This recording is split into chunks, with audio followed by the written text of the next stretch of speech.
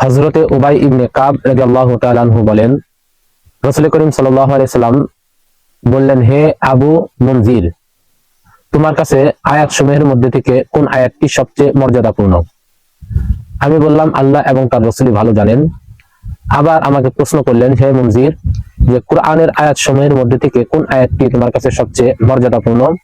তখন আমি বললাম, আল্লাহু লা ইলাহা ইল্লা হুয়াল হাইয়ুল কাইয়্যুম। তখন হুজুর আকরাম সাল্লাল্লাহু আলাইহি সাল্লাম আমার বুকে হালকা থাপড় মেরে বললেন, আল্লাহ তাআলা তোমার জ্ঞানকে আনন্দময় করুন। দেখেন, এখানে হুজুর আকরাম সাল্লাল্লাহু আলাইহি সাল্লাম সাহাবাকে জিজ্ঞেস করার পর যখন তিনি এই কথা বললেন, তখন হুজুর আকরাম সাল্লাল্লাহু আলাইহি সাল্লাম বললেন, তোমার জ্ঞান আনন্দময় করুন।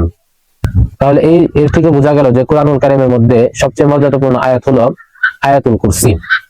আবার অপর হাদিসে আছে, হযরত আবু হুরায়রা রাদিয়াল্লাহু তাআলা আনহু বলেন যে প্রত্যেকটি বস্তুর চূড়া আছে, আর কোরআনের চূড়া হলো সূরা বাকারা। কারণ সেখানে একটি আয়াত আছে, সেই আয়াতটি হলো সমস্ত আয়াতের প্রধান, আর সেটি হলো আয়াতুল কুরসি। দেখেন, এখান থেকে বোঝা যায় যে আয়াতুল কুরসির মর্যাদা অনেক বেশি। কিন্তু যারা আমরা সকাল সন্ধ্যা আমল করি, এই আমল করা থেকেও আমাদেরকে কিছু সংখ্যক মানুষ বাধা দেয়। তারা বলে এটা হাদিস দ্বারা প্রমাণ পাওয়া যায় না, অথচ হাদিসের মধ্যে এর অনেক আলোচনা আছে এবং এই আয়াতটি যে একটি মর্যাদাপূর্ণ আয়াত, সে ব্যাপারে কোনো সন্দেহ নাই।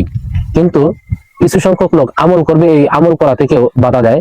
এই জন্য আমরা যারা আমল করি, ইনশাআল্লাহ আমরা আমল চালিয়ে যাব, কারো কথায় কান দেব না। সকলে ভালো থাকবেন। আসসালামু আলাইকুম ওয়া রাহমাতুল্লাহি ওয়া বারাকাতুহু।